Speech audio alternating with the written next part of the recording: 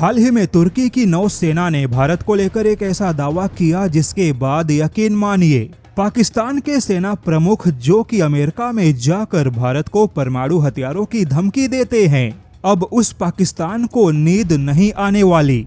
सबसे पहले तो आपको बता दें कि पिछले ही दिनों इस बात का खुलासा हुआ कि तुर्की के राष्ट्रपति अर्दोगन अपनी नौसेना को ओपन सी स्ट्रेटजी के तहत भूमध्य सागर से बाहर तक फैलाने की योजना बना रहे हैं, जिसके लिए तुर्की हॉर्न ऑफ अफ्रीका यानी कि सोमालिया में अपनी सेना और नौसेना के लिए आधार तैयार कर रहा है।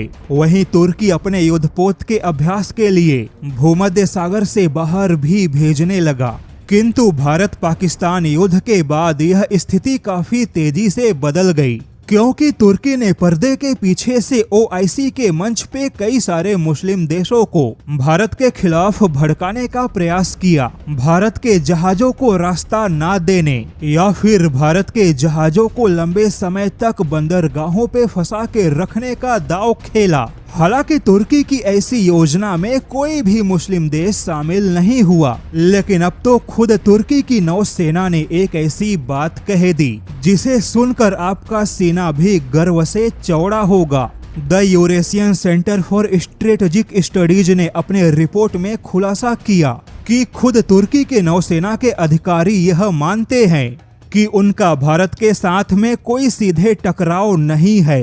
तुर्की केवल एक क्षेत्रीय ताकत है।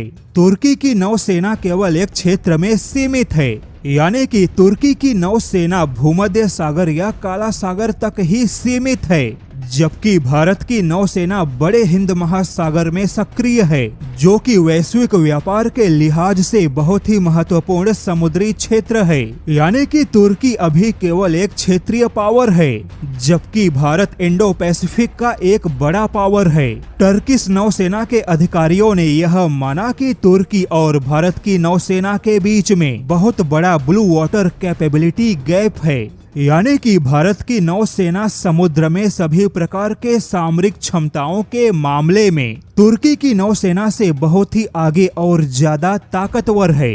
हालांकि थिंक टैंक ने दावा किया कि तुर्की की नौसेना यह मानती है कि वह भूमध्य सागर से बाहर निकलना चाहती है, लेकिन उसका भारत की नौसेना के साथ में टकराव का कभी कोई इरादा नहीं है।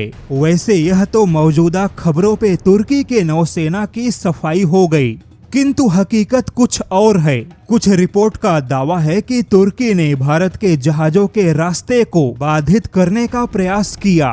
तुर्की ने प्रयास किया कि भारत के मालवाहक जहाज ओआईसी देशों के बंदरगाहों पे अगर एक हफ्ते में क्लियर होते हैं तो उन्हें एक महीने तक फंसाया जाए, लेकिन तुर्की की यह सारी योजना, यह सारी चालबाजी बेकार हो गई। ओआईसी के मुस्लिम देशों ने भले ही मंच से भारत विरोधी बयान दिए, लेकिन भारत के जहाज रोकने जैसी तुर्की की योजना में साथ नहीं दिया, क्योंकि फिर यह मामला भारत के साथ सीधे दुश्मनी लेने जैसा होता। तो अब ऐसे में तुर्की की नौसेना सफाई देकर केवल डैमेज कंट्रोल कर रही है।